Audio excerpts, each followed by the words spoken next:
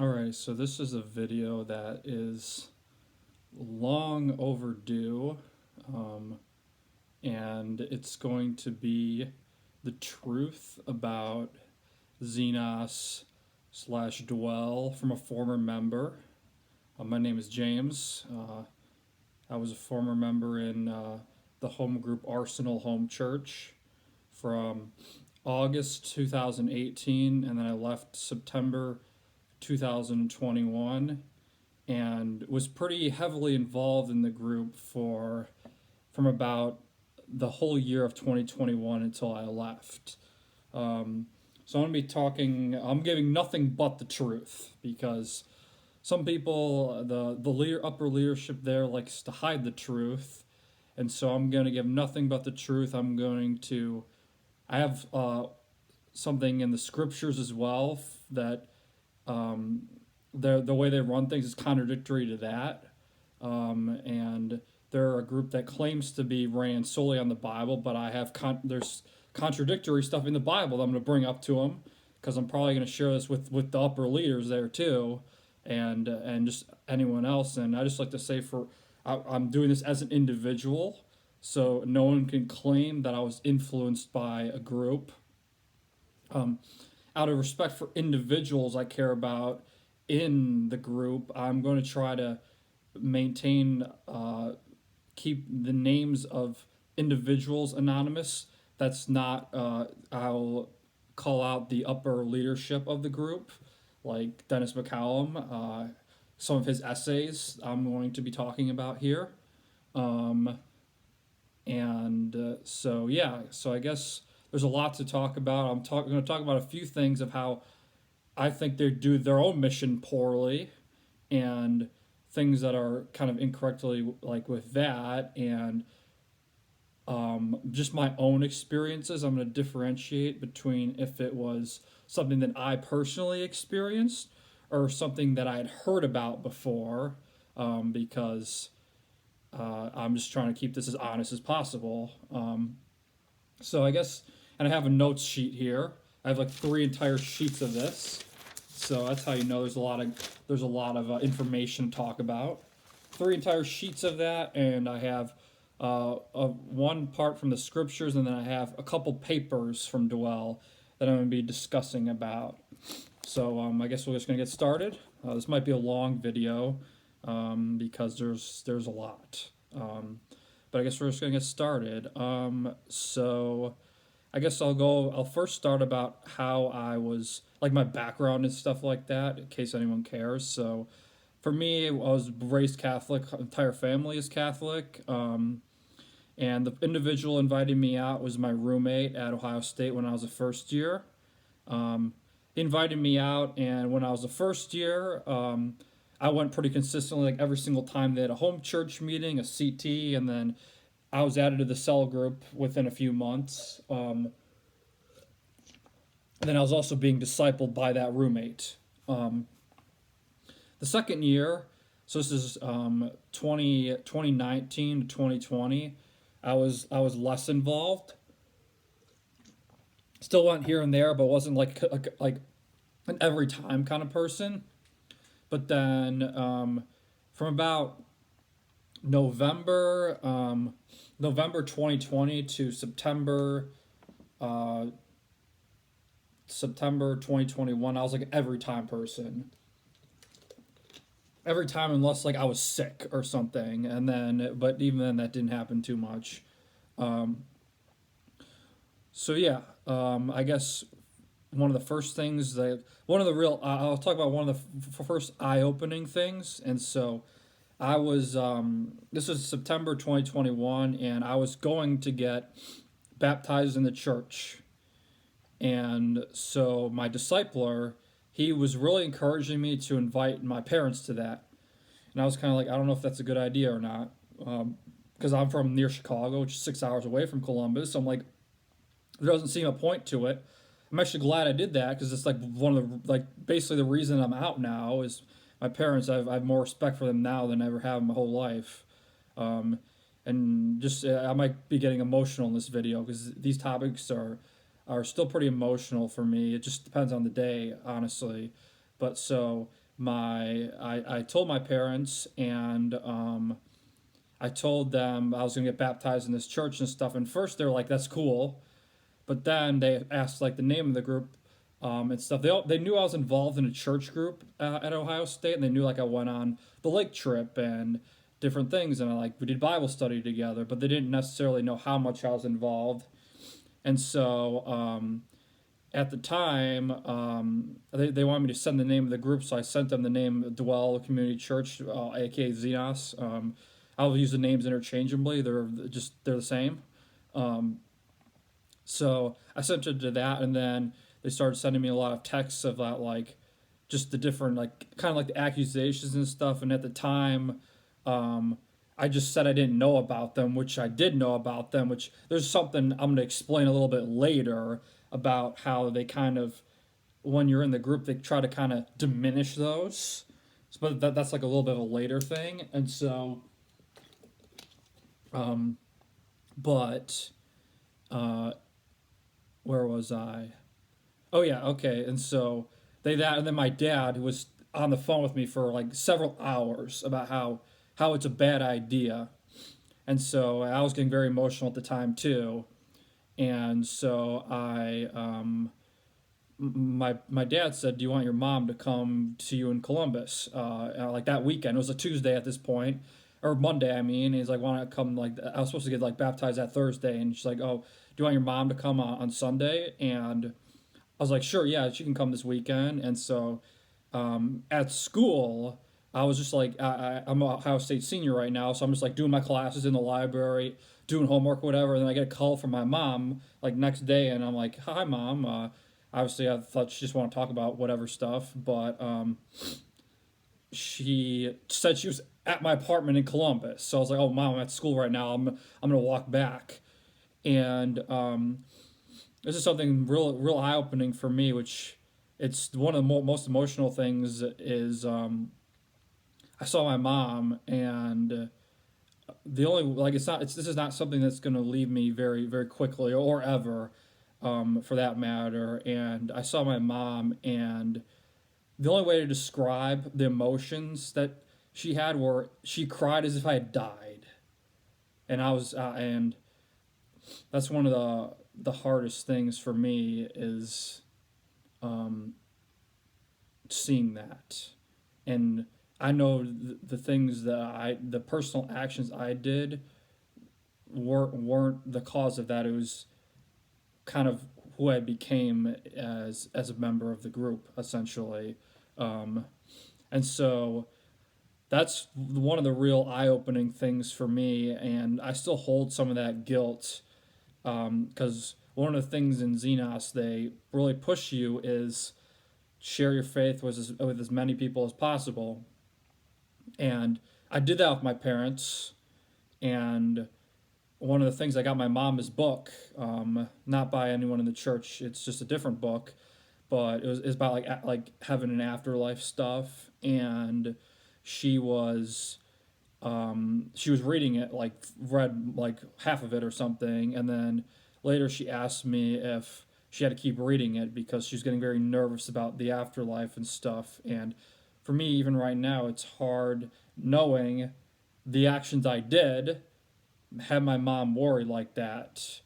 And so that's something that it's hard still to this day, and it's because of all this stuff that's happened. And so that's kind of like why I left. And now, like afterwards, like since leaving the group, I've looked into seeing more about the group and what's out there. The website Xenos is a cult.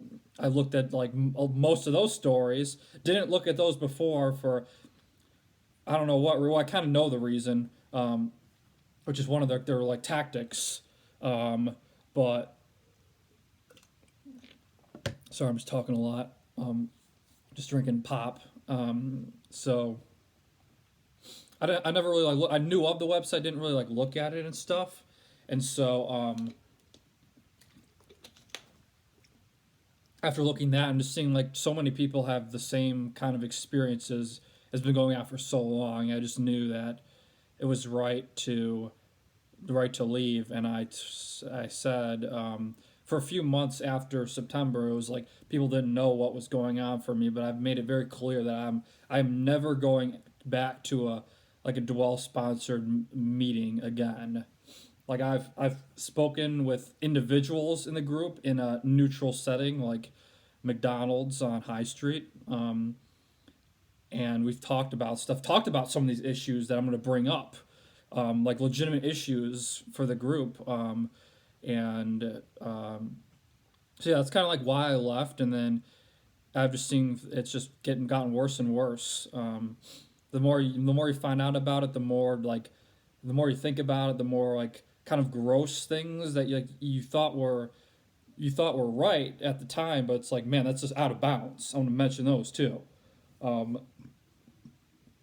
and so I guess to get started. I'm gonna bring up something that's contradictory um, in the scripture. So let's just start out with that because I'm probably gonna be sending this to the dwell leaders too, so they can see this. So where the chapter is Romans 13 from the NLT, very commonly used in Xenos, so they can't have any issues with me bringing this particular translation up, New Living Translation. And it says, respect for authority. Everyone must submit to governing authorities. And so in this interpretation, I think a realistic interpretation is follow like the man-made laws that have a reason.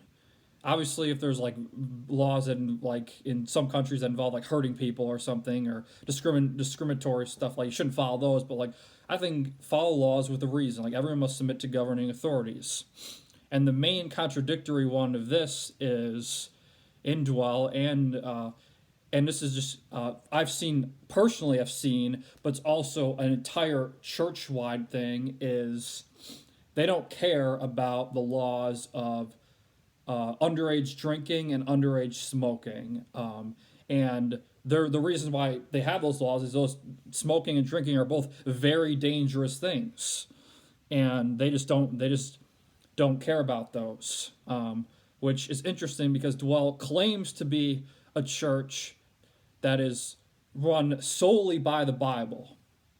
They claim like every one of their things is like biblically inspired, but they obviously don't care about that one, and they mentioned something I read somewhere that they said they don't encourage that, but I've seen many times where that's kind of just swept under the rug in the place of leaders or in the presence of leaders, like home group leaders.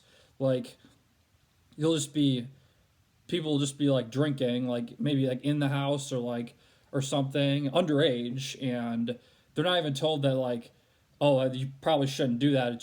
It's more just ignored. So that's just unbiblical right there. I'm not sure if they have a response to that. Like not one time.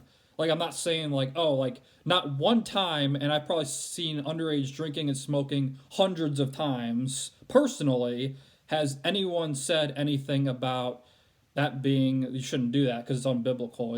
It's shown right here. Stealing is unbiblical, and that's against the law, and you shouldn't do that. They say that's bad, but they don't care about underage drinking and smoking, which that's just unbiblical. So that's one thing that's just an issue. It's just something they ignore because they have their own motives apparently, and so I guess we're gonna get started. So that was one of the first things. That was kind of like okay, and then this is another thing that's interesting to me is there's a lot of jobs in the church, like there's like an eldership team, and then there's like people that are involved in like ministry for like middle school groups and like high school groups, and like uh, they have like teachers there and stuff like that. And the thing that got me there is I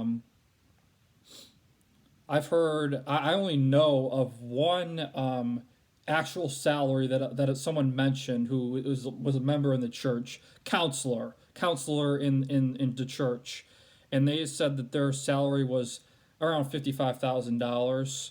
but I can only assume untaxed because I'm pretty sure everything involved in dwells untaxed. So you can just hike that up a bit. And from what I've heard, the eldership team and they make more than that, upwards of 70,000 untaxed. I mean that's like untaxed. That's literally more than my family makes, and we're middle class. So I just thought that was interesting how they have a lot of jobs in the church, but more about that is kind of about giving in general. Like, how do they pay these salaries? They pride themselves on having a couple thousand in the college ministry, and they're literally getting their salaries paid by college students that have nothing. Like they make nothing, and they're still everyone is still encouraged to pledge their amount and in additional pay more and go to the classes which cost money, and all kinds of stuff. And the other thing is, so I understand that okay, you need money to run a group, but what gets me is like you need to have your 5% in to have 5% of your income is to in order to have a vote. Now that confuses me because so if you don't pledge 5%, like they have like some voting panel of like the direction the church is going to run it. But if you don't pledge your 5%, you can't even vote. Which so you basically have to have it in there to have a voice in the church. Now, I can say that anyone who's involved and like considered an active member of the home, like I don't see why they would have like their own motives even if they don't donate. So I don't know why they can't have a voice if you like in that actual like number thing. Like so if you don't, so you basically it's weird because it's like you don't have a voice, but you're still there if you don't have like your 5% in. Um, and so I just thought that's just wrong. I don't think you should have to have your 5% in to put your voice. So it's five. You pledge 5% of your total income. This is all coming from stuff that I heard. Um, so that's 5% of your income, but that's like you got to like you have your taxes taken out, and then you got your freaking 5% Xenos tax basically, and then any amount you pay to the church, and then pledge, and then the extra amount for the house account or whatever, and then you get to and then you get whatever's left, which I'm like, okay, that's whatever. But where was I going with that? But yeah, it's just that kind of money thing is very it's a bit off. And for like yeah, you need to have your 5% in there to have a voice. Oh yeah, and then the thing I want to mention is people that encouraging me to donate. So I never pledged or I never donated. I did take a couple classes with the church.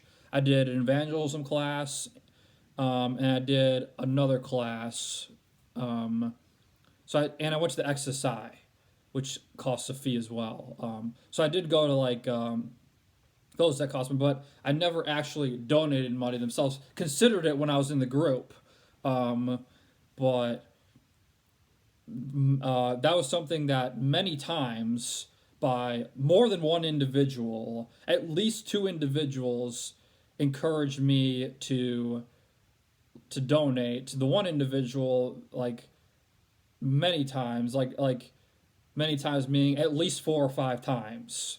And me being an out of state student at college, I don't really have like extra money. Like I go to McDonald's and that's my fun, you know.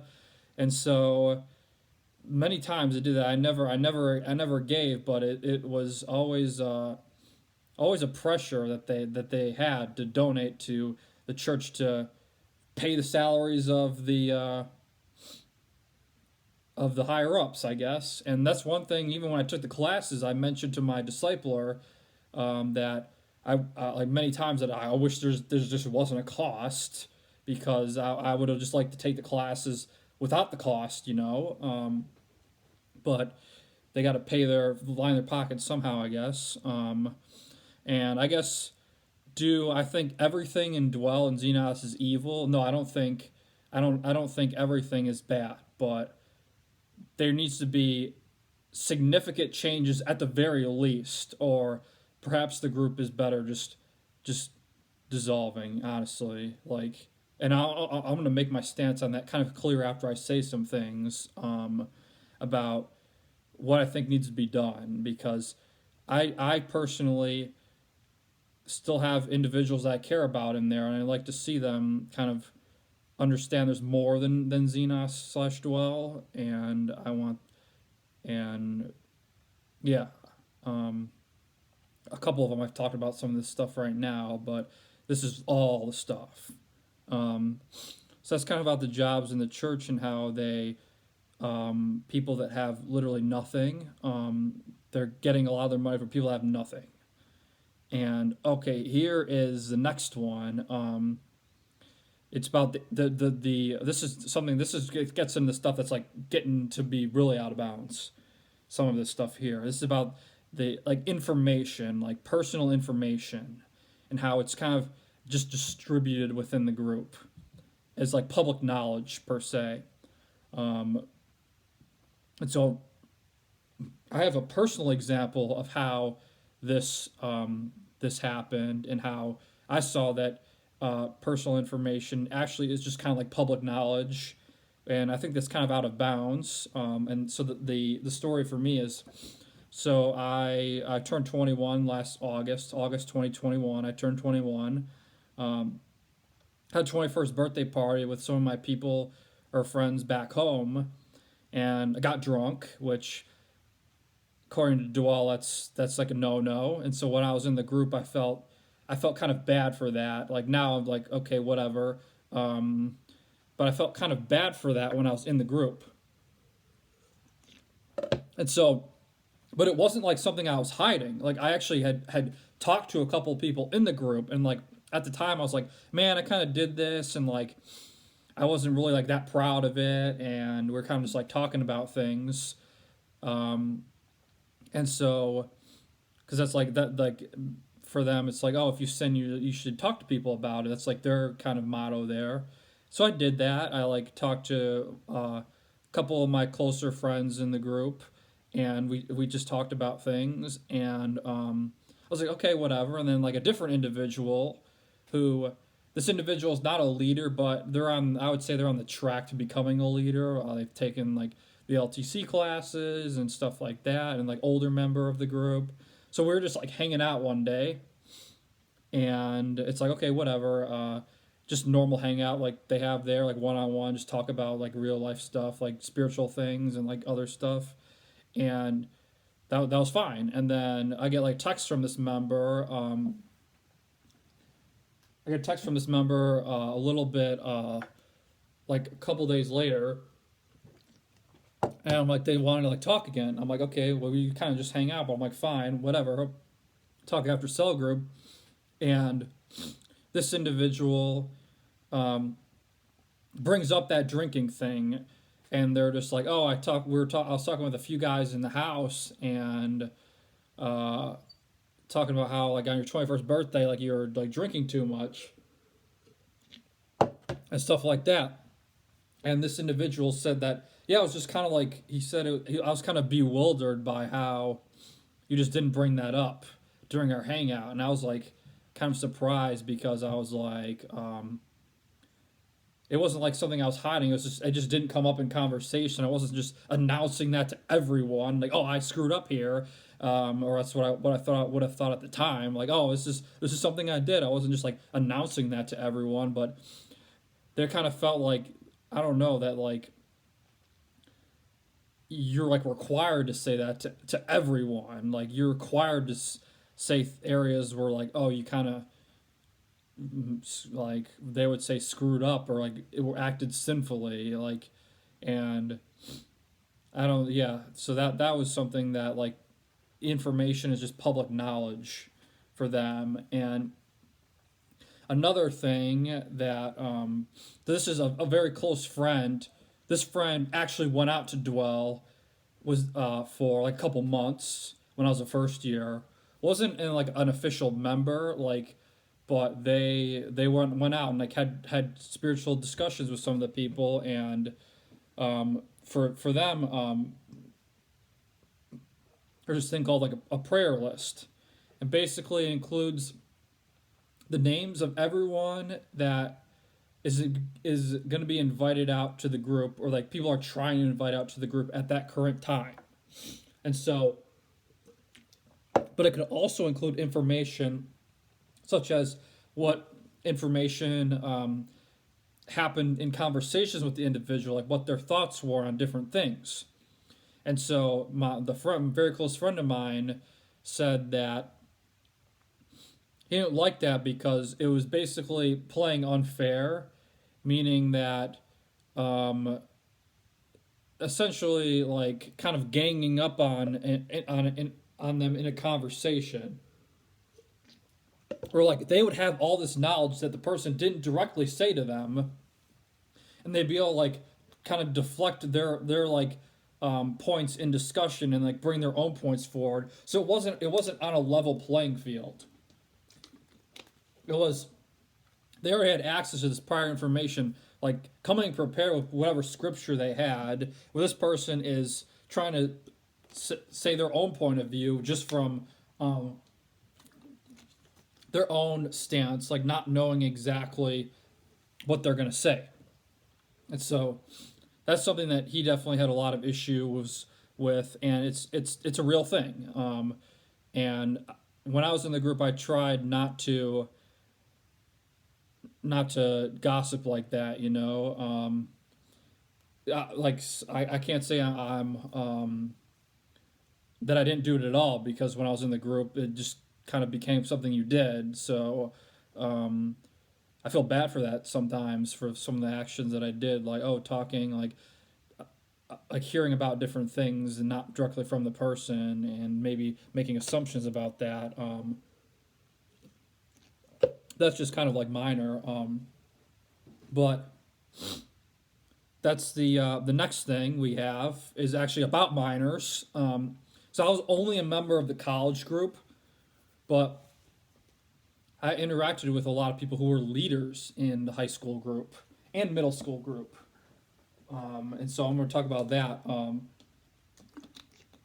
Now this is one of the things that is perhaps one of the most out of bounds things about Dwell as a group, and this is something that I personally had heard about, and so already relationships between adults and minors, that's kind of like gray area, because there's a reason why adults hang out with adults, and children who are still having their like brains developing hang out with kids. It's kind of an unfair advantage almost, like an adult has over like a kid who's still confused, figuring things out. And yeah,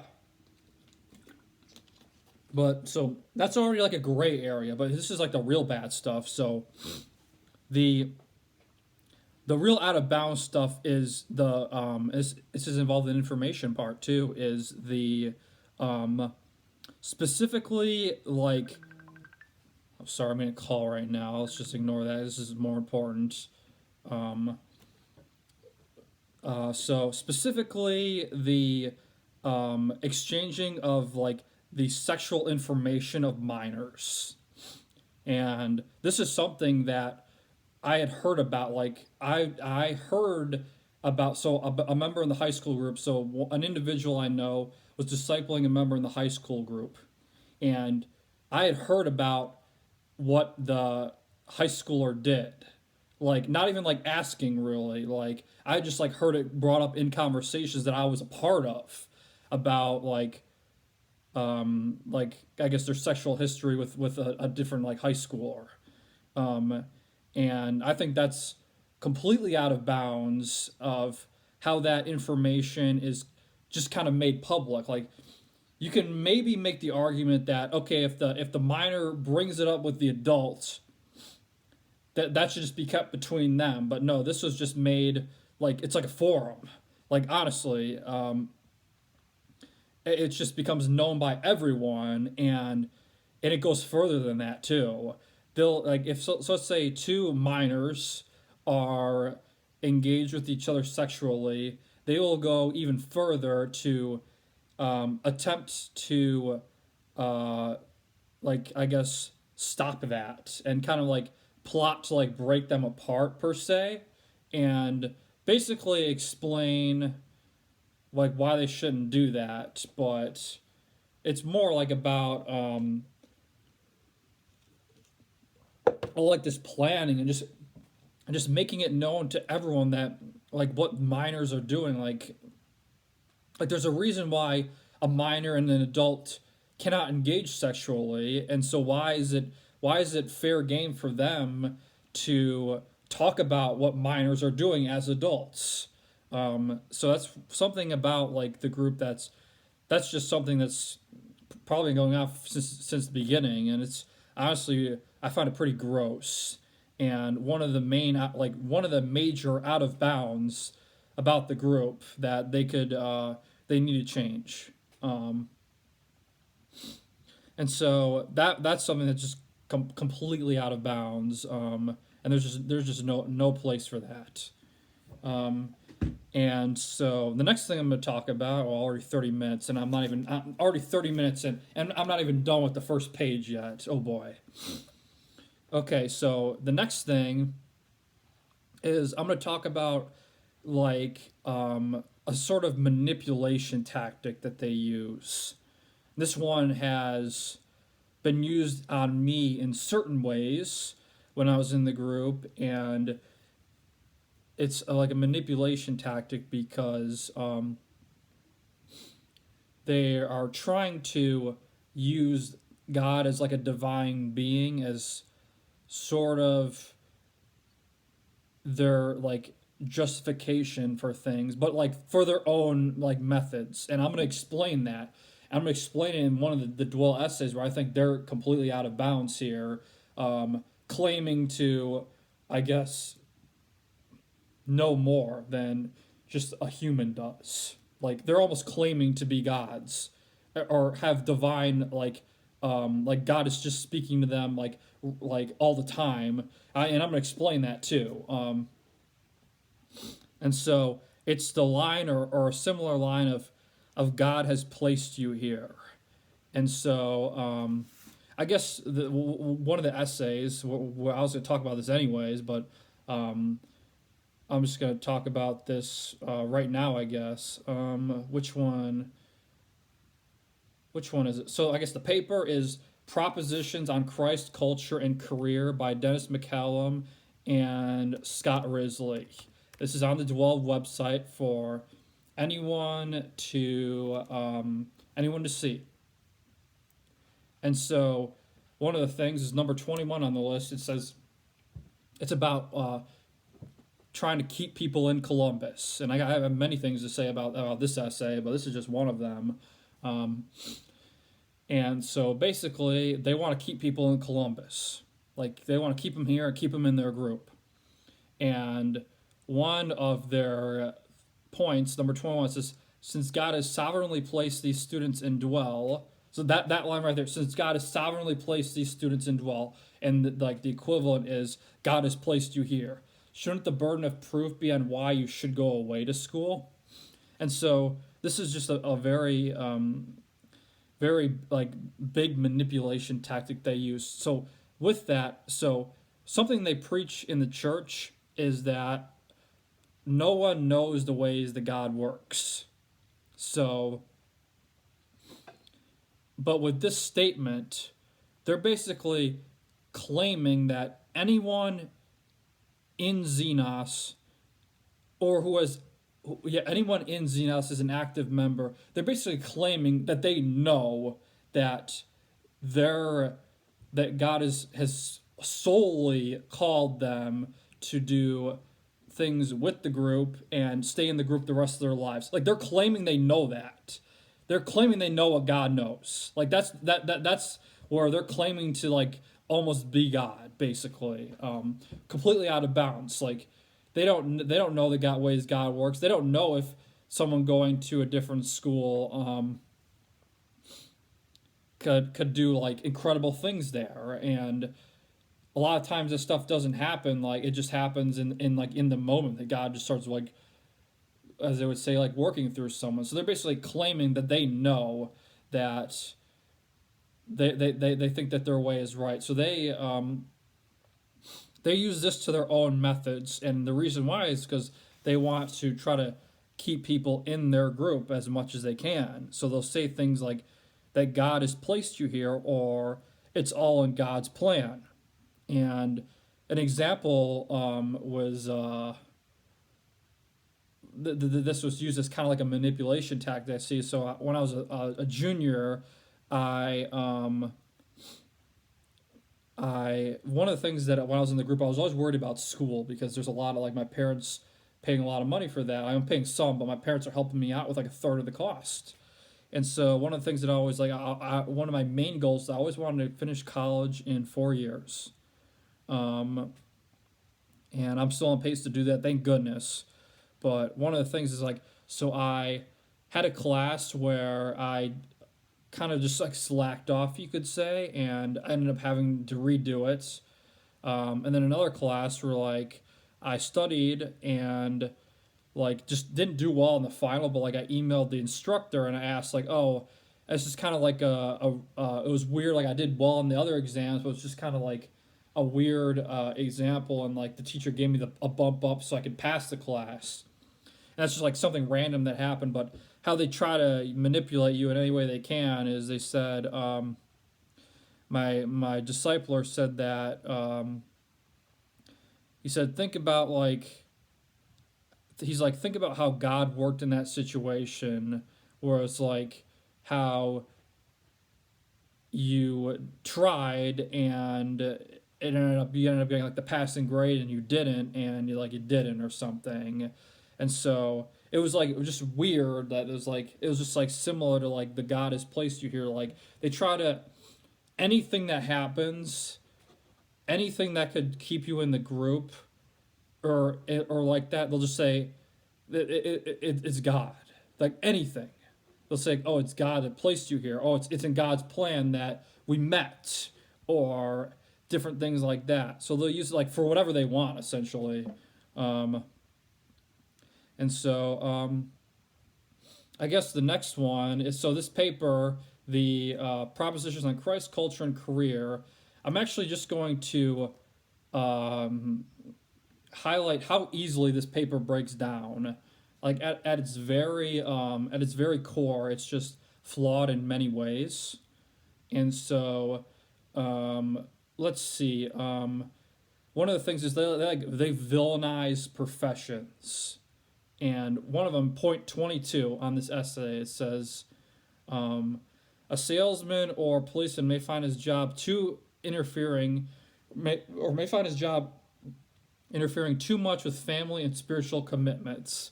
And I'm going to say why this breaks down very easily. Let's say we'll include firefighter in there as well. So let's say in a world that is never going to happen, that everyone in Columbus is in dwell, and so they, according to this document, that people should not have like jobs like policemen or firemen or things like that because they have like odd hours or like yeah interferes like odd hours, let's just say, for like firemen, let's just say odd hours.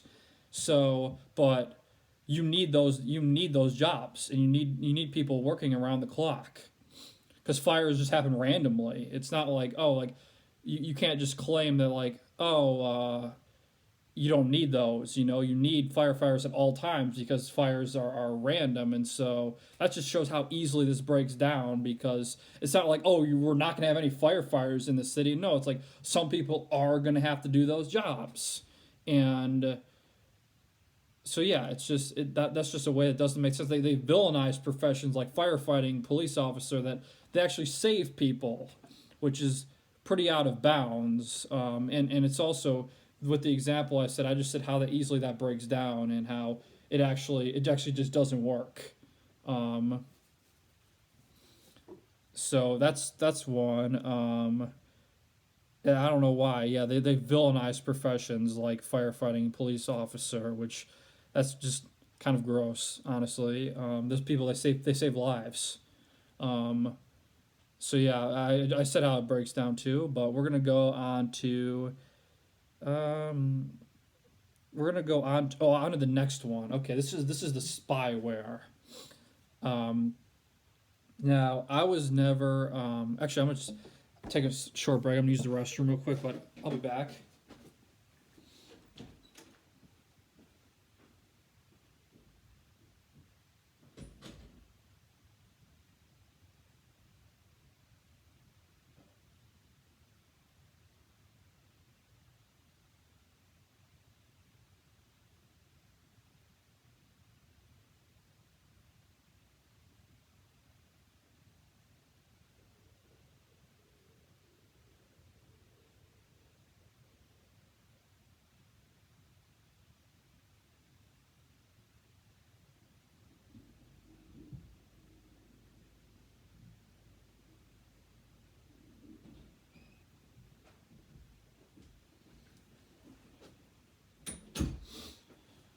All right, sorry about that. Now we're just gonna get back into the truth.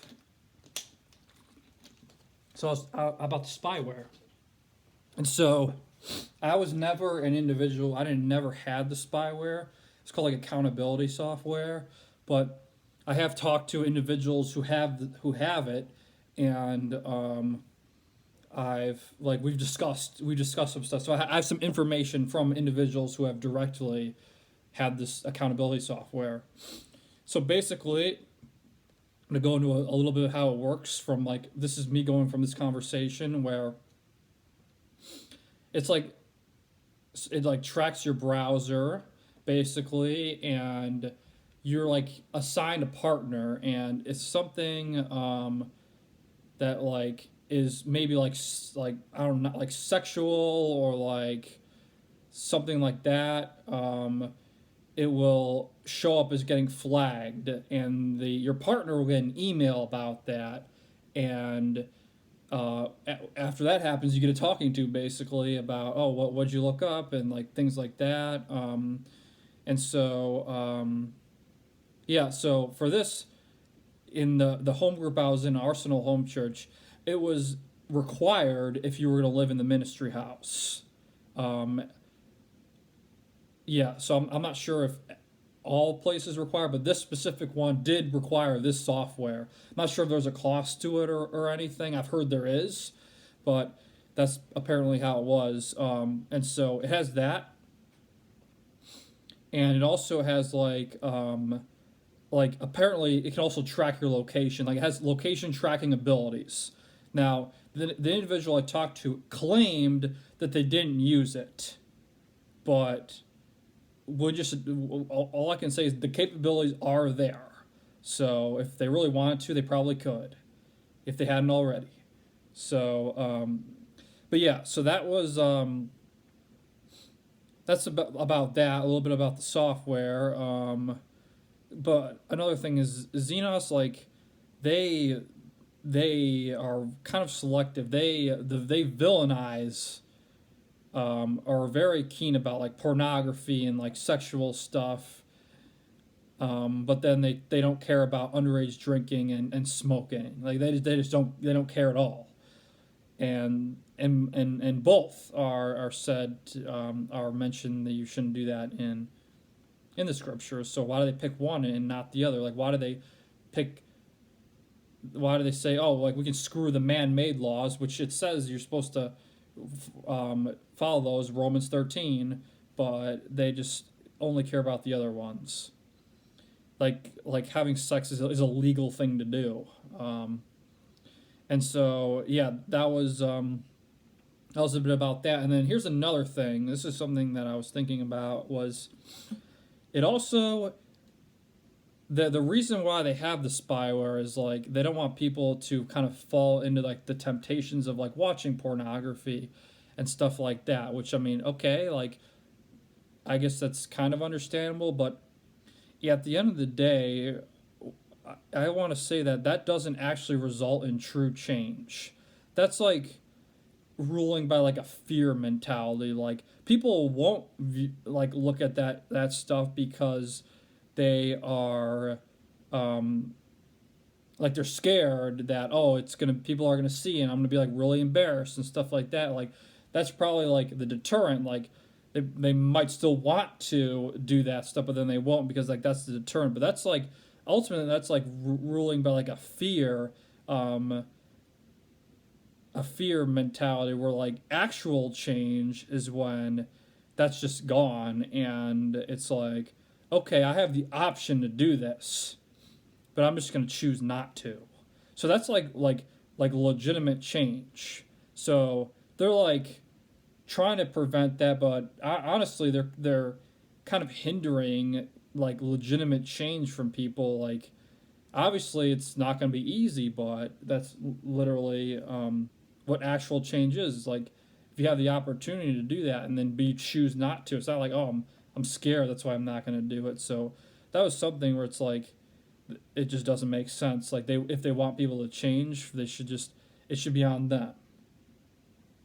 Um, okay, so I guess for me, we're talking a little bit about me now. Last thing on the first page after literally 45 minutes. So I would never lived in a ministry house, but you could kind of call me like a house candidate per se. Like when I was in the group, I was actually planning on moving in after I graduated. Not going to do that anymore, obviously. But so you could say I was a house candidate, and this was after being like active in the group for a year. What they say, oh, you're like a serving member of the group for like a serving member of the group, um, and I can actually like I'm not just like making that up. Like literally, we had a what was it like we had a kind of special like home church meeting one time and like one of the leaders of the group even pointed me out and said like James has been like growing a lot in like a lot of different areas lately. So I'm not just saying that. Like the leader, one of the leaders, senior leader of the group pointed it out that like, oh, like that I was like growing a lot and stuff. And so though there's a lot of pressures to move into the house pretty much as soon as possible, as soon as they think you're ready, I guess. Because in their mind, unless there's something like that happens, that like you lived in a ministry house and you're asked to leave, um, unless something like that happens, they basically just try to move you in as soon as possible. As you're kind of just like a blank slate, honestly. And so I was active, like really active in the group for basically a year, and I had a lot of people talk to me about moving into the house, like up over 10. We'll just say like almost anyone in the group that we talked to when we hung out, talked to about it at some point. And that includes leaders. That includes I know for sure at least one leader, um, and just different individuals and they'll do anything they can to convince you to move in because they kind of know once you're in there, you're in there. And another thing is that's also kind of like dangerous is when you move into a ministry house, you're not like kind of guaranteed that housing. Like let's say you move into the ministry house and then they don't like the way that you're acting. Like oh, they say you're not a serving member of the group or whatever, they'll ask you to leave and you basically have to leave. Like you basically don't get an option. Like you're basically kicked out. Honestly, that's what it is. You're just kicked out um, because you're not conforming to their way of how they think you should be. And there's a little bit more about that, of how I think that's just kind of toxic. And there's a specific case that I'm going to talk about. That's me as being a house candidate, I guess.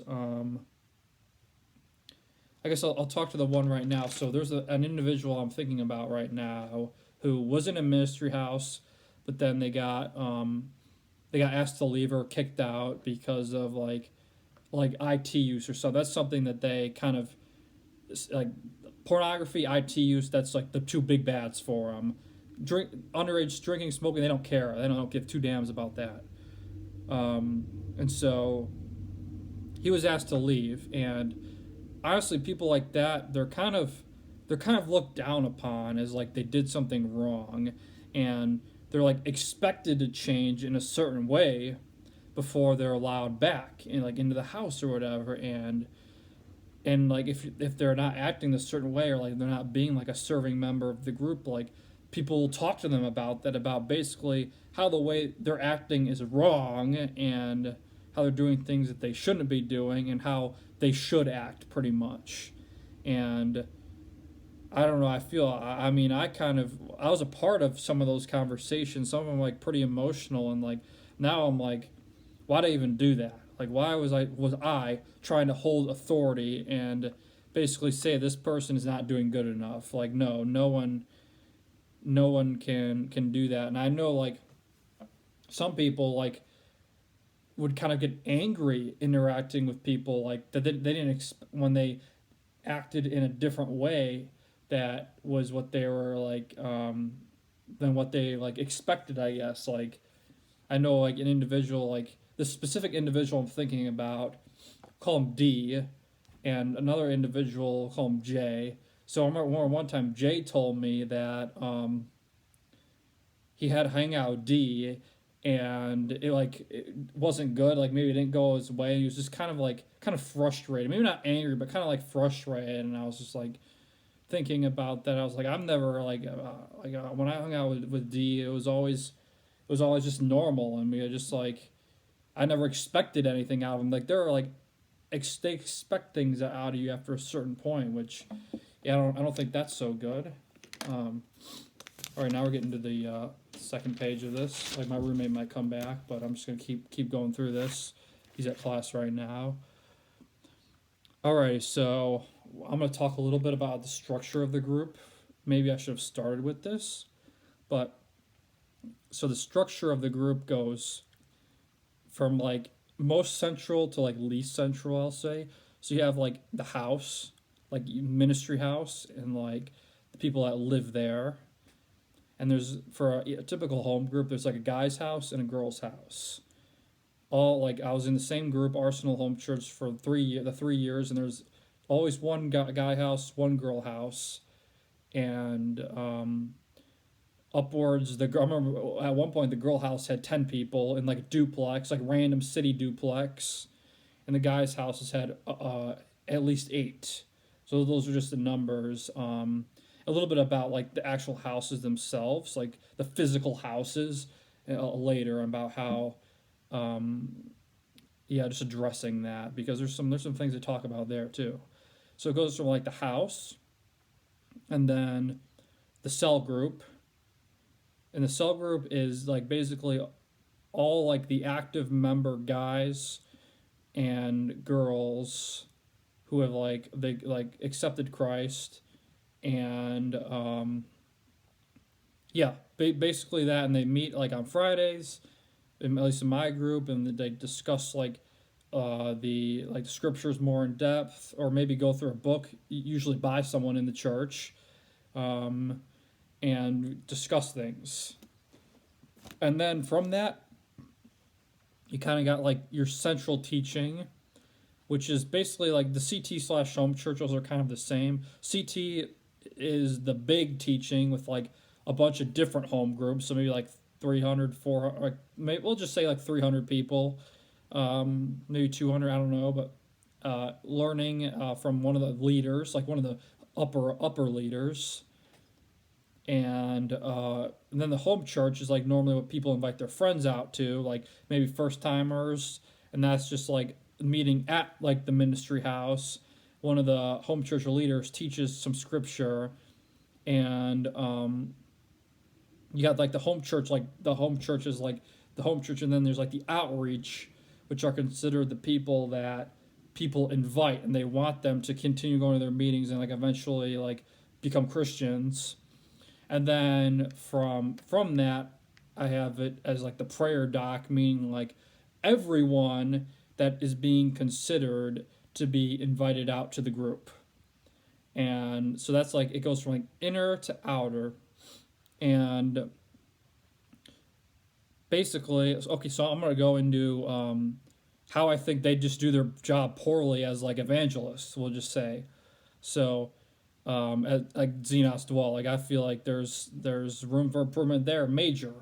So basically, every conversation has an agenda for them. Like every conversation, every hangout, they're going to try to talk to you about spiritual things, like hear your thoughts, give you like the gospel, as they would say, like every conversation. And, or I shouldn't say every, but most. Um, and here's where I think that they just do a poor job of what they do, which is like evangelism. So they have they're like kind of overwhelming like tactic. A tactic that's used an overwhelmingly amount of the time is like pick up fast, drop fast, meaning they're going to essentially play the field, meaning they're going to go to like different things, like go to like the RPAC at Ohio State and like try to meet people and get like as many phone numbers as possible. Maybe like try to get a little information about like any like church background, but they're gonna like try to get like as much of that as possible, and then they're going to like instead of like trying to like build friendships with these people a lot of times, like aside from hanging out maybe once or twice, they're just gonna invite them out, invite them out, and if they're like not responding or not responding about like their spiritual things, they're essentially going to get dropped and they're just like going to find new people. And this is the overwhelming amount of time that happens. There are cases for me like I invited people out when I was in the group, like longer, like a couple like longer time friends, one who's my roommate right now. Um, and they actually like showed up and stuff, and this is why I think it's kind of like they're just bad at what they do.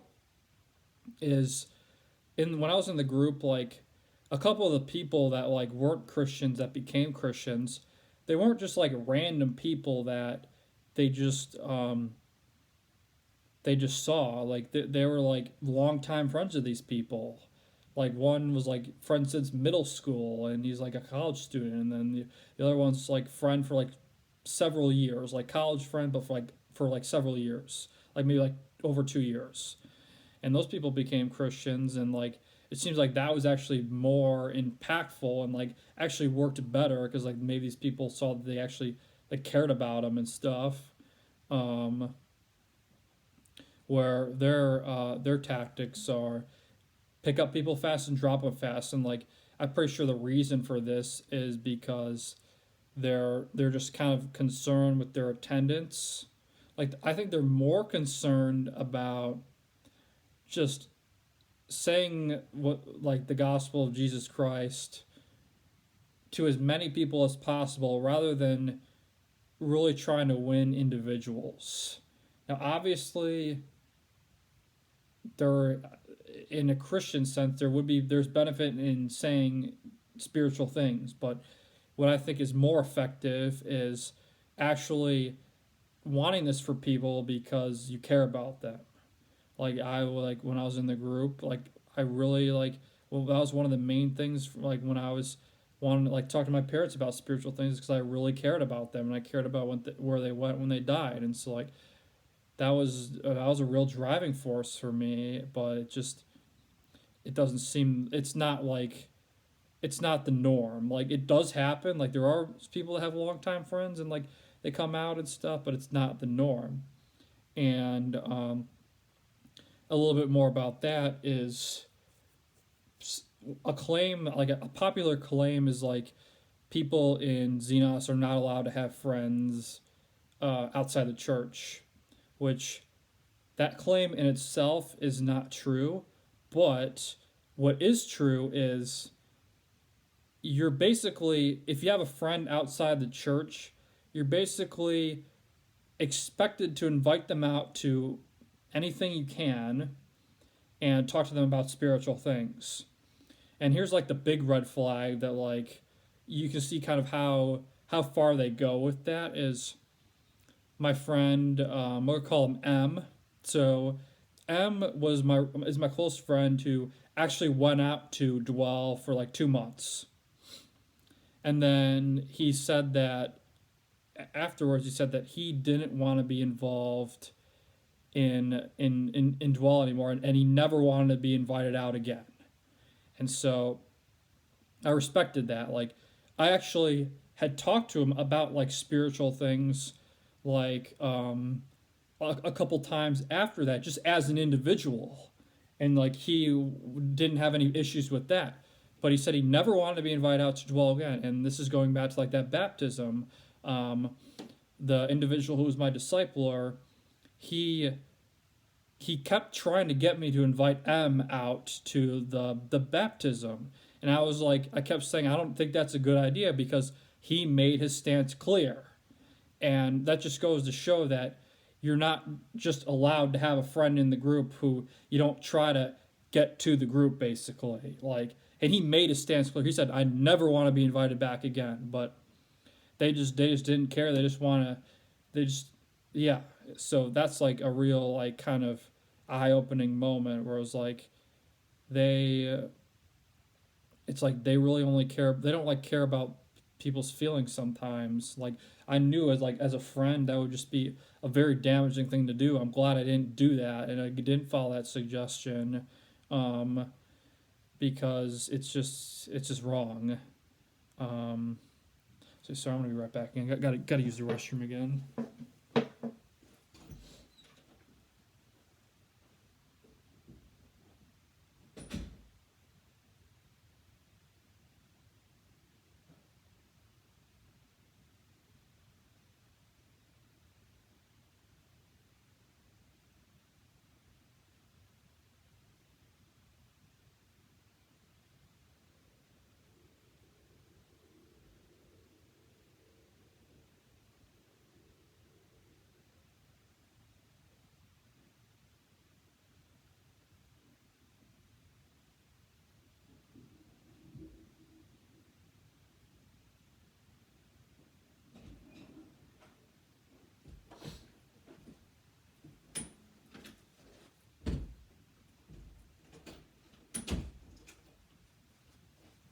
But yeah, that's another thing. Like, see, that just shows you're not allowed to have a friend in the group who's just a friend. You're expected to do all these things with them, and like the kind of when I voiced it, I don't think that was a great idea. Just as a friend, the my discipler said, "Well, it can't hurt just to ask," but I think like asking would be pretty damaging in that situation because he already made his stance clear.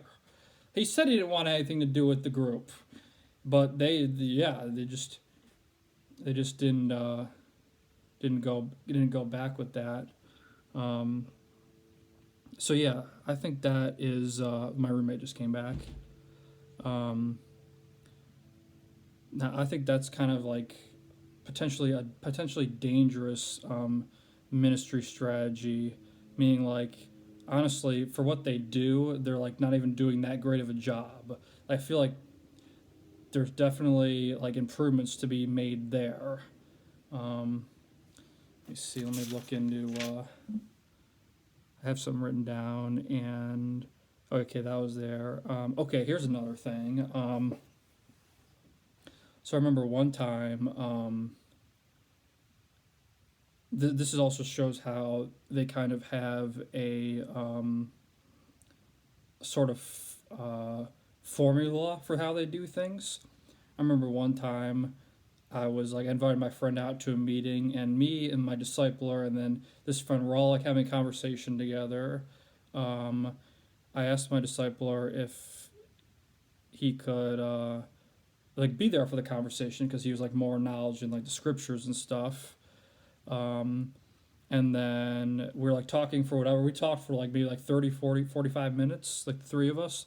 Then afterwards, like my discipler said that basically said the way I did things was wrong, and the way I did things in a spiritual conversation was wrong, and the reason he said that was because it was too long. Like the conversation was too long, and so that kind of like baffled me. I was like, "You're complaining about having too much conversation, like."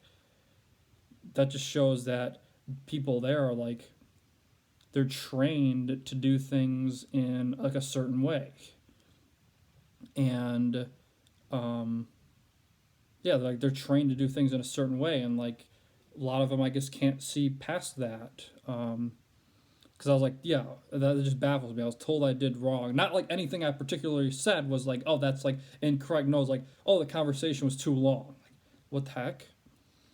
And then I guess the next thing that we're going to talk about is like the dating in the group. So this is like the only example where I can think of where they didn't completely screw up how everyone else said they did for me personally. And so when I was a second year, so after like the first year I came up to the group like consistently, and when I was a second year, I was dating this girl. We went out for a couple months, but she was not a member of the group. But no one told me that that was bad. But I did kind of feel like I did kind of feel like maybe a bit off because they weren't a member of the group, and I'm not sure if they didn't say that was bad because they wanted to try to like convert her to be a member of the group or something. Like I don't know.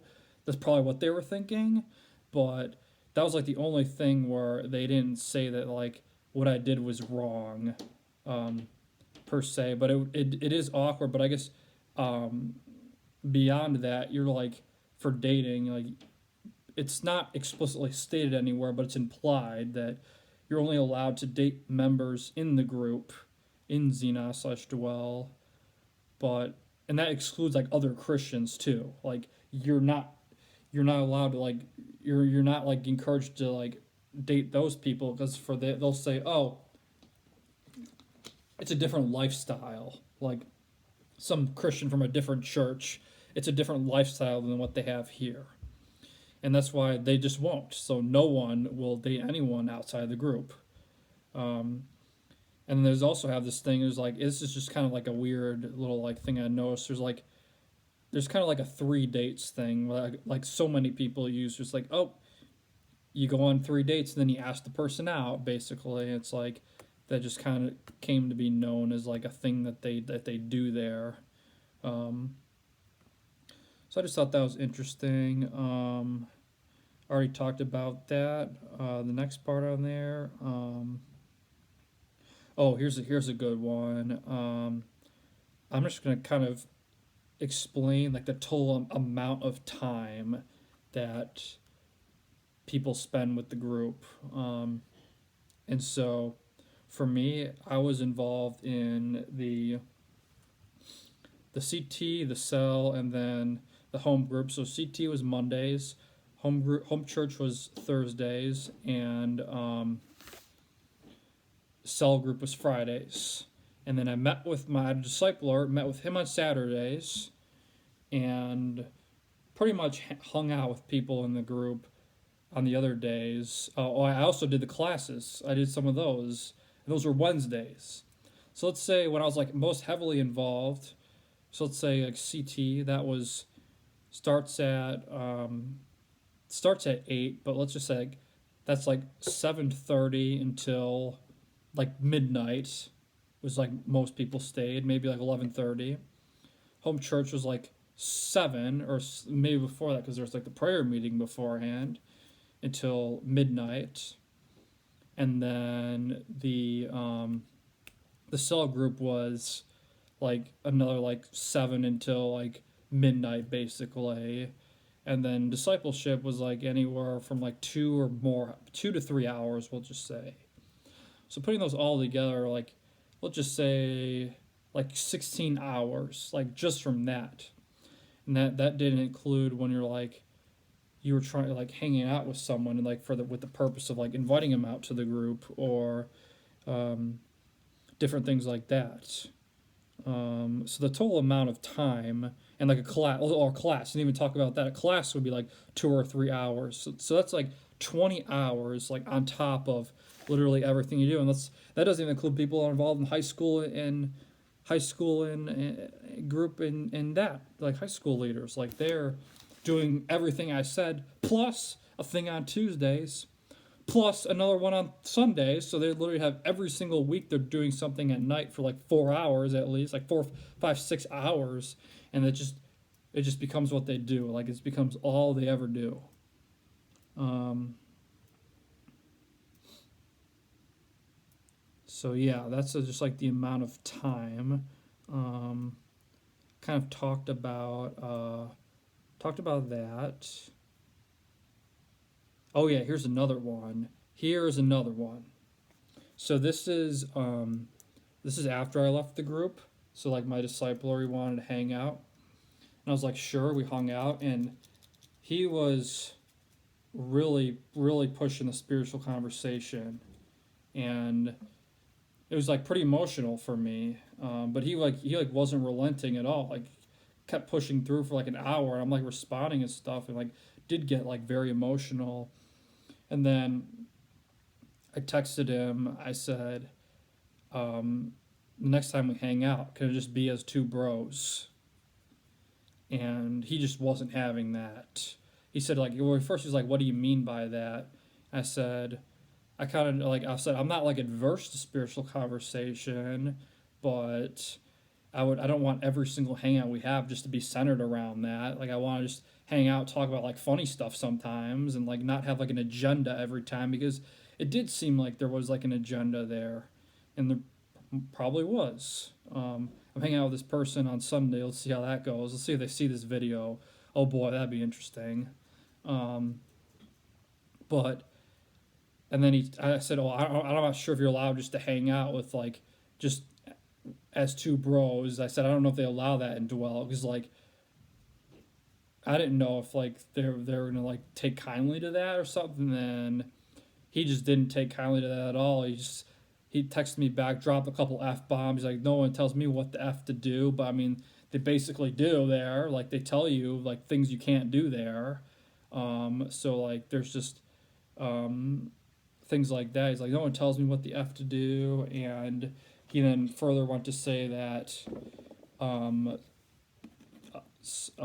he further went to say that he feels like our friendship cannot grow without like spiritual conversation. I was like, maybe he thinks that way, but I've had friends since I was in elementary school. Literally, this one friend literally just hung out with him like the last time I was back in my hometown, like talking like nothing ever changed. Like, is he gonna try to claim that friendship is invalid and it can't grow? We talked about spiritual things, me and him, very few times. We just talked about real life stuff, but like honestly, um, so that was his response. Like not a very kind response. Like I said some things that were not necessarily mean, but like were kind of like they weren't very tactful. So the next time we hung out, I apologized for what I said. I said, "Man, I said some things that weren't really like that they weren't very tactful." But did he apologize for dropping f bombs? No, not at all. So not saying I was expecting anything, because now I know that individual is so far gone in the group, that he kind of follows everything to a T, I would say. But he didn't apologize for dropping f bombs and stuff like that. Like, and he doesn't talk that way either. It's like it was out of the ordinary. So that's just another thing. It's like, okay, it's just kind of showing the true nature of how they see people that aren't in the group. And the other thing is um, they'll like try to find things about you that aren't kind of fitting their mold, I guess. It goes from anything from like materialism, like sex, whatever. Like they'll try to find things about you that aren't right. Like they'll try to find ways that they say like you're sinning, and they're gonna bring those up with you, which is yeah, it's just they're like looking for stuff. They're looking for stuff. Like that's how they try to control people. They look for stuff, and then they try to say things how they think things should be, and it's just not right. So I kind of have this now. This is gonna be like kind of my closing statements, but I'm just gonna say this now and at the end probably. But I feel like anyone in the upper leadership for more than 5 years just needs to be removed. Anyone in upper leadership for more than 5 years, any elders, anyone in a higher up position that has any decisions about how the group is ran, they need to be removed because there have been hundreds of complaints a year and there has been no real change. There's been the same complaints for since the beginning. Um, and I feel like 5 years is adequate time for real change. So anyone like Dennis, like he needs to be removed. He should be the first one removed. He should be the first one removed from eldership. Take him off his salary. And the other thing is, why are so many members of his family in those upper leadership positions? It's like, okay, maybe they're good at what they do, but why are they picked to be in those positions on a salary and different things like that? Like, so I feel like anyone in upper leadership, particularly anyone in his family, should just be removed from those positions. It's hard to say immediately, but I would say within 6 months would be fair because like okay, like I'm not trying to throw these people on the streets, but 6 months is adequate time for them to find other work and get new people in there if the best thing for them would be just still running and not just dissolve the group. So I want upper leadership which has no one who is like anyone who's been there for more than 5 years needs to be kicked out, and no one in their family should replace them. Like it needs to be brand new people, like brand new people. And so that's what I think should be done. And for like some of the readers are just very, very out of bounds, or some of the leaders, the things they say are very out of bounds. And like here's an essay I'm going to describe. It is the suicide ethics paper written by Dennis, downloaded from the Xenos' occult website, and there is a screen capture of the email posted on the website, so they shouldn't claim that this is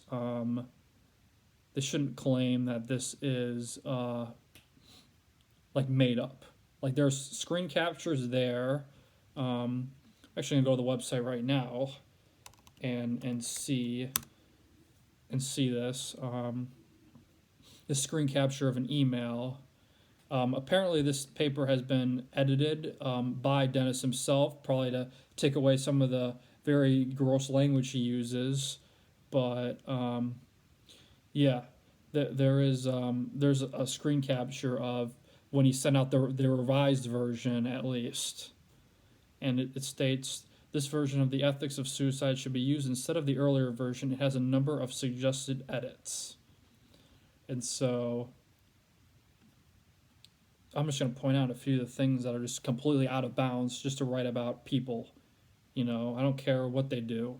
It's just out of bounds. Like me knowing someone, like the significant other of a family member who did kill themselves, and knowing someone who almost killed themselves, was in the hospital for that.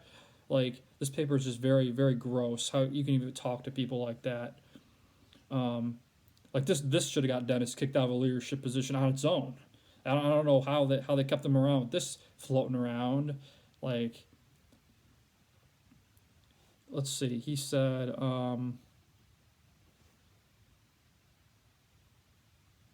does he say?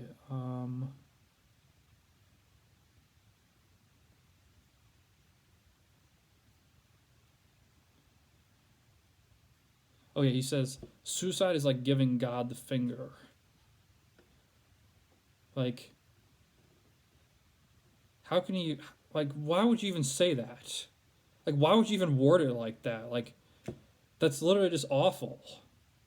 And then he goes further, like, okay, like, people might, like, they might say, oh, it's like disrespectful, but the very next one, they said, suicide is like giving all your friends and family the finger permanently.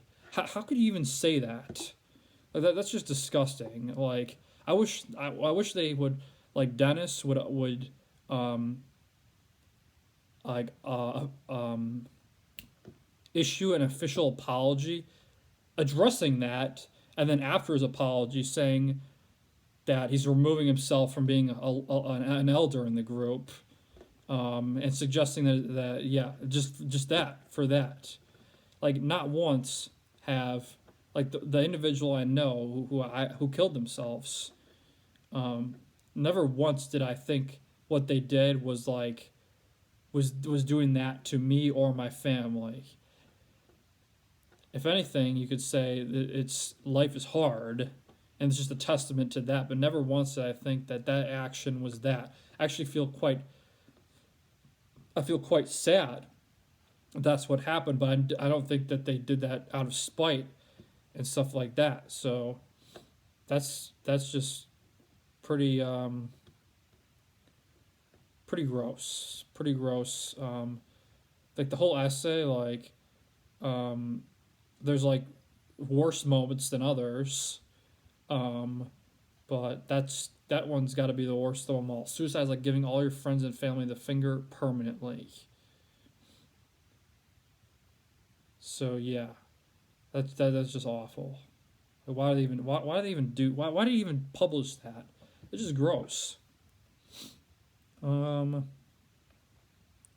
let's see. Okay. Oh yeah, here we go.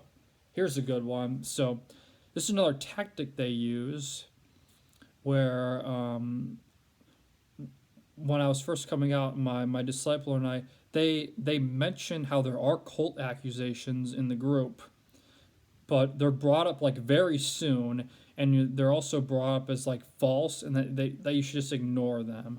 Like I wouldn't say 2 months after being discipled, not even like probably even sooner than that. My discipler and I like went through like a Columbus Dispatch article about Xenos and like different accusations, and they were saying like how those were false and like kind of shove them down, and like that should have been a red flag. How they bring that up so soon after being involved, and but they're like legitimate issues. Like they're like legitimate issues, but it's like brought up like almost immediately. Um, like probably like the second thing, first or second thing we actually talked about as like discipleship group was like that, and so I'm like, man, like that's that's pretty bad. Um, my dad, he describes Xenos slash Dwell as he references them as no greater than like street gangs. Because he said they like start them out young as like middle school and high schoolers, and you're just stuck in the group for your basically you're just stuck there. Like start them out young and then just raise them up as being the group, and it's kind of how things are there. Like essentially, if you were going to be a member of the group for like your whole life, basically, okay, like you go to the middle school group and then the high school group and then the college group and then the adult group, marry someone in the group, have kids. You send your kids through the schools and then like the cycle repeats. Like that's basically their ideal of how you should live your life is that, and like just and that cycle basically is like what um, of what they think it should be. Oh yeah, here we go. And here's another one is there's a lot of like it's like kind of like an anti-gay slash LGBT culture, and this is one where I'm going to explain how they do their job badly. Um, so there have been teachings about um, how like they say like oh like being like identifying in those ways is a sin, which I think that's just the wrong approach.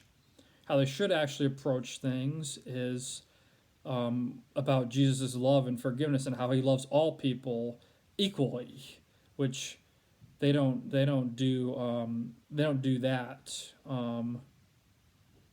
They kind of say what's wrong and how you shouldn't be that way instead of trying to emphasize like the actual reason for Christianity, like Jesus and his love for people. And I'm like, so that's just me pointing out how they do their own job badly, like um, stuff like that. Let's see.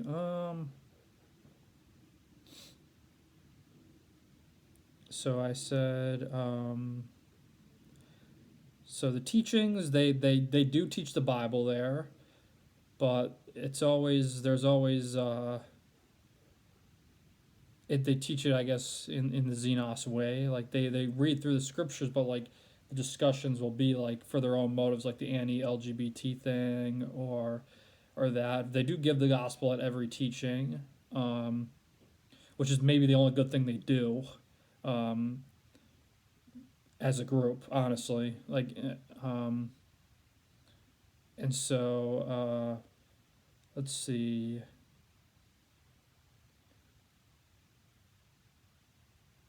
Okay, we'll get to the next one. So I have one that I just said like public forums, but that's probably just like information is just like up for grabs. And basically, if you were to ask someone about someone else in the group and how they were doing, they probably would say a lot of different things to you that like maybe you should get from the individuals themselves, because it's just some things you shouldn't do. Um, you shouldn't just get trying information from secondhand. Just go right to the source. Um, they have a sort of um, complex about them, or like they say, maybe they kind of view themselves and their actions as better because they're saying they're reaching the lost. Like, even if they did something that hurt somebody, they'll say, well, we didn't mean it that way, or different things like that. Like, that's not something I experienced personally, but it's just kind of like a general thing that's like around there is like they want to like reach the lost, and then you just kind of get further and further in, and then your life is the formula that I mentioned, and then you're done. Um, let's see, what do I got? I already talked about that. Um, oh, here we go. Sorry, it's been going on for a while. I'm just getting kind of tired. It's taking a lot out of me, but it just needs to be said. So I'm going to talk about the state of the ministry house. It's like the physically. And so one of the things brought up in the NBC4 article is how like some of the ministry houses are run down, which I can agree with that. And someone might be asking like, oh, why can't they just move? And so the ministry house for like Arsenal Home Church on Arcadia Avenue, I just went to and watched Super Bowl there, and they just didn't have their like the drawers in their kitchen. They just didn't have those. I don't know if they. I still don't know if they have them. And it's been like a year.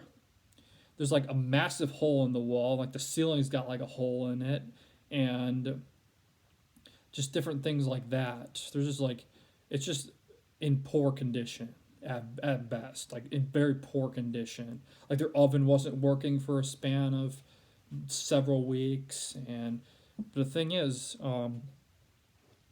they will not leave that house because they deemed it as a home church capable house, meaning that they can have like 50 people sitting in like the first floor and be able to listen to their teachings. So like for that reason, they won't move until they find a house that also is capable of the same things.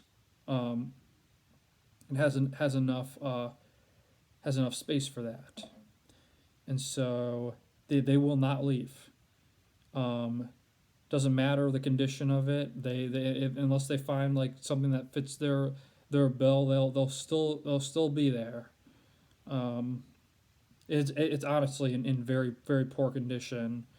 Um, I'm not really sure of the cost of this house, but as for the condition, it is not good. There's also like another way where they're just kind of bad at what they're doing. Like one of the things for them is like they want to be like like a good witness, they say. But one of the members in the group at this exact house is something I saw. They had like just like sticks in the lawn. For some reason, this one member of the group who's actually a leader now was just throwing sticks like on the roof of like the house next to them, just because they didn't like those people. Like just kept throwing sticks on there. Like why would you even do that? It sounds kind of stupid, but they just kept doing that. And like that's just not being a bad word, just because they didn't like those people. Like I mean, how like maybe they said something to you. Well, you just clog up the streets like 2 days a week. Like come on. Um, all right, let's see. What else we got here? Almost done with this actually, and then we're gonna go into the last essay. And so I guess the real kind of how they train people to fit their mold from what I've experienced is probably like the LTC classes, like leadership training, whatever. Like I wish I could have documents from some of those to see how they actually want people to do their things. That would be interesting. But an emphasis I want to say is like no one but God knows God's plan, and they'll they'll try to convince people that God's plan is for them to be in their group, but they don't know that. They're using that for their own motives because they want you to be there. They want you to be a contributing member, donating money to them, adding to their numbers. Like that's what they want. But could it be what God wants? Like maybe, but I don't know. Like they can say that about themselves, like they think that for themselves, but they know that for you. Like no, anyone can just yeah. I also wanted to say that the like individuals in the group are not bad. I feel like they've just have become victims of the organization itself and the people at the top who are in charge of making decisions. Um, I feel like yeah, as I said before, I feel like they just need to be cleanly removed. But yeah, there's a lot of different things. Another one I have on here is spiritual. Like they talk a lot about spiritual gifts. Like I've talked to like people about this stuff before and teaching and stuff like that. They'll try to use any excuse of why they could keep their leaders where they are. Oh, they have the gift of teaching. No, like people can be good teachers without that, and they're just like claiming that too. And whatever stuff like that. That's just like a small thing. But another thing is like a tactic they like to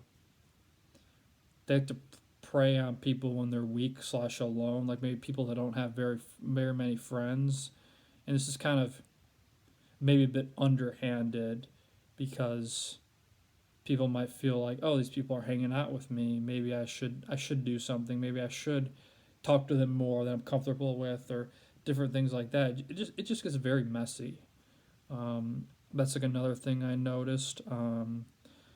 But like another thing is like God is a lot bigger than Xenos slash dwell. Like for me and like I still believe in God and Jesus as a redeemer of the world, but I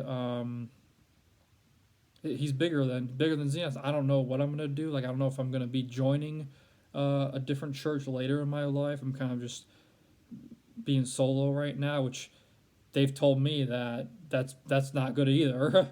Like even after leaving, they said that's not good. Like um, my discipler literally after I left the group, like maybe a month or two, he already asked me if I found another group or if I was looking in other groups. I'm like, no, this is big stuff. I'm not ready for that. I'm not ready for that. But like, yeah. Um, and so I guess to kind of round things off. I'm going to talk about the essay, the propositions on Christ, culture, and career. I have a couple of different points I'm going to talk about. So yeah, let's see. Here is let's see. Let's talk about number.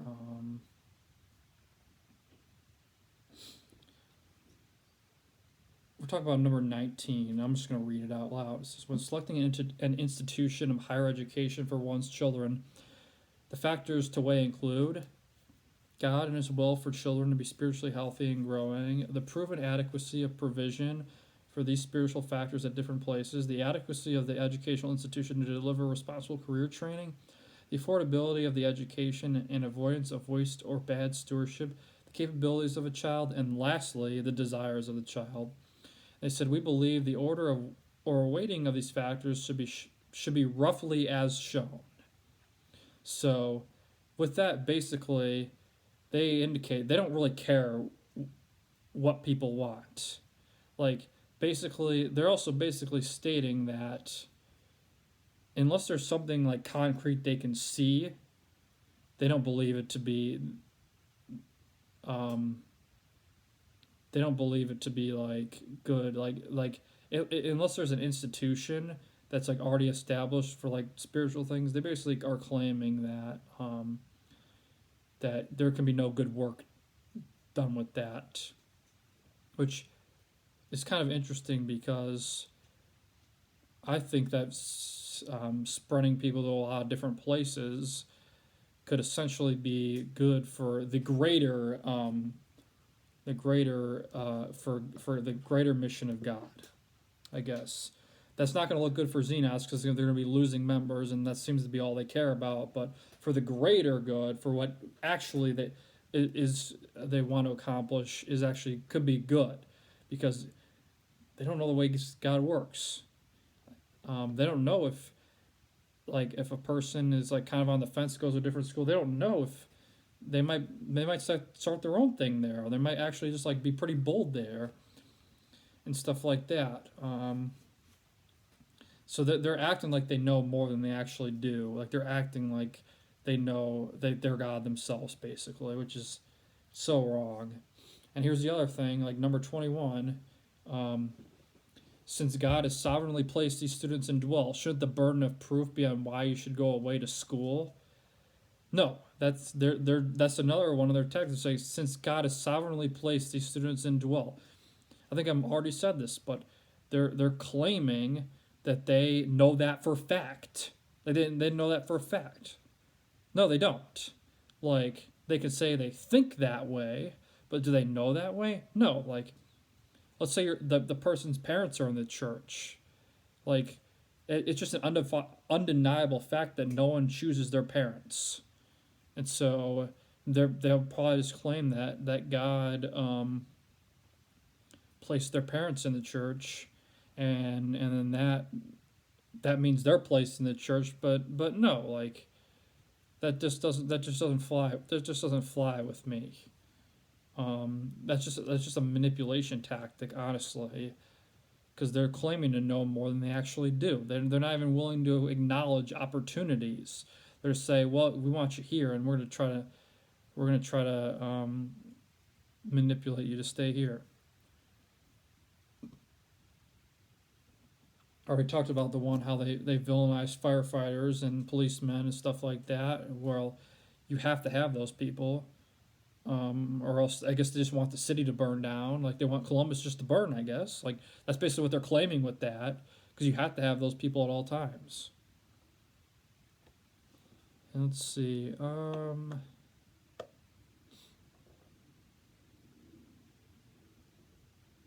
Oh yeah, here's one. Here's another one that's like out of bounds, completely out of bounds. Um, Number 26 on this paper.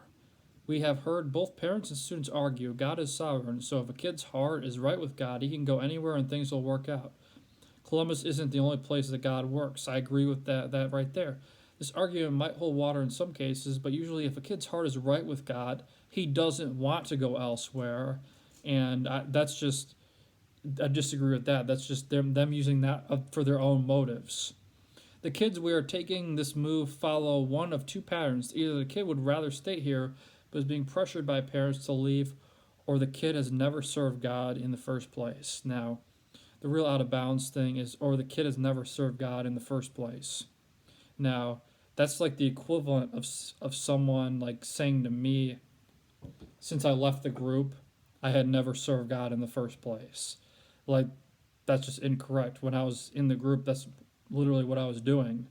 They brought it up at the workers meeting. That's the name of it, the workers meeting. The leader even brought it up that I was doing a lot of really good things. So they can't just say that. That's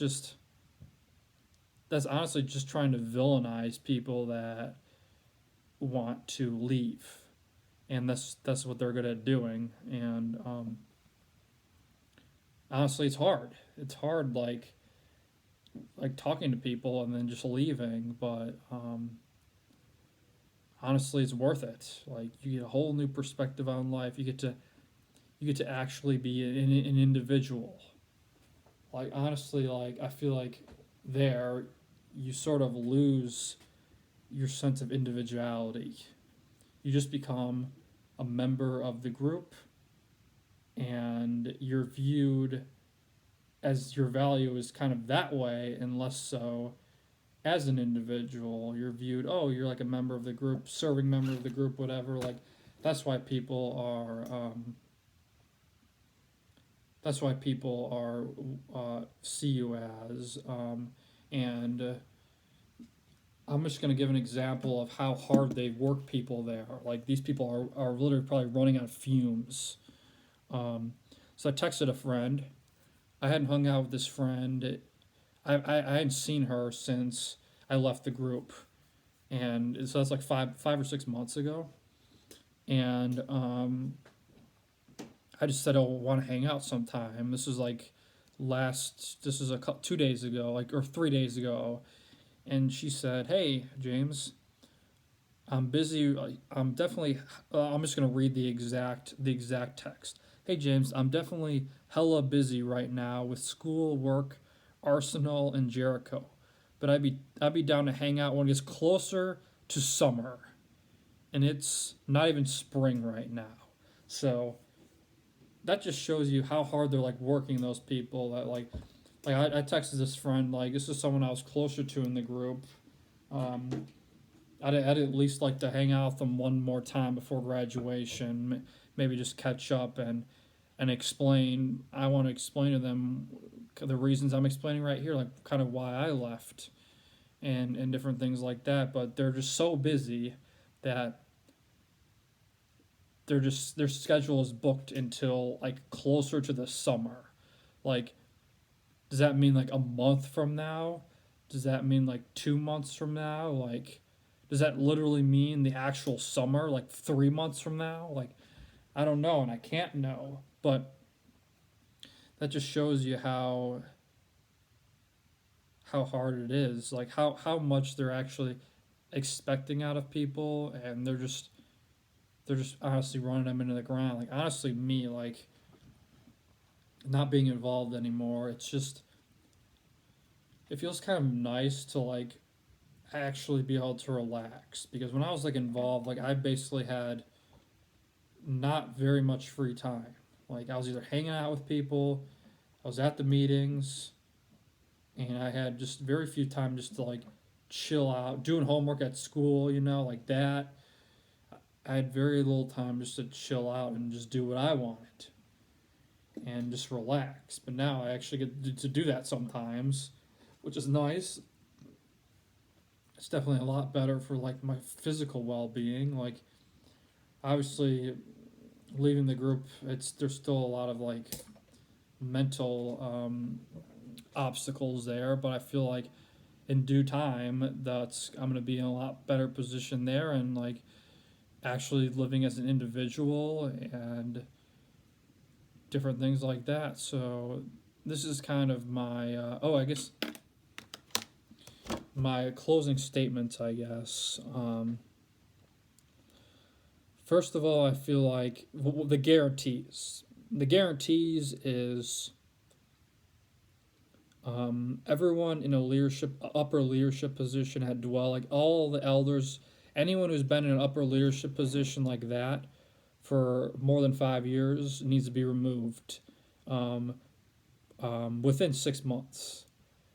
Uh, Preferably ASAP, but I don't want to throw people on the street and suggest that. So within 6 months, they need to be removed. Um, and second of all is honestly, this is maybe like if the group goes down, that might be what's best for people's sanity and things like that, and just not trying and just having people be free and not just feel like they're controlled by this. Um,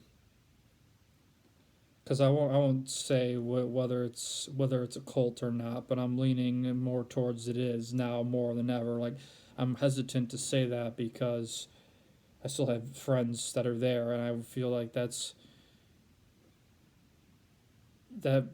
could be harmful to them. But I gotta be honest. Like more and more, I'm like understanding more and more how they control people, and that's like one thing cults do. They dictate how your lives are run. Um, and so, yeah, upper leadership needs to be removed. The Yeah, definitely. That's like a definite. Definitely, they need to remove the spyware, um, because that's um, that's just wrong. And for what I said, like definitely they need to remove that because that also just doesn't lend itself to actual change. As I explained earlier, definitely they need to completely stop the uh, sharing of information between minors, particularly their sexual information. That needs to completely stop. Um, Sharing the information, it would like in general it's hard because um, people gossip. Like people that aren't in the group like gossip. Like humans gossip, but the sharing of that kind of information of minors that needs to completely stop. Um, and also the need to reevaluate minor and adult relationships because that's a real gray area that they use to their advantage to try to really hit people where like really hit them hard and try to like control them early, I guess, because you see like a cool mentor figure. You're not gonna you're gonna kind of look up to them. It's just generally what people do. Um, so that needs to be a definite. Um, and yeah, those are that's kind of my takes for right now. I'm gonna be sending this to the church leadership. Hopefully they listen to it. I'm posting on YouTube, posting on a Facebook group I'm in. I might even share it with my parents. But my name is James Lawhead, and I'm down to discuss in person with any leadership member that any upper leadership member that sees this that I don't have a personal relationship with because that might be pretty hard. Just people that I used to be close to, but any of those upper leaders, I'd be willing to could talk because there needs to be changes, and if they can't see this, this is for the group that to make them aware of that, but also just anyone who's in it, anyone who's considering is kind of like, yeah, don't join this group. You're in trouble if you do. And so that's kind of all I have. But yeah, how's he?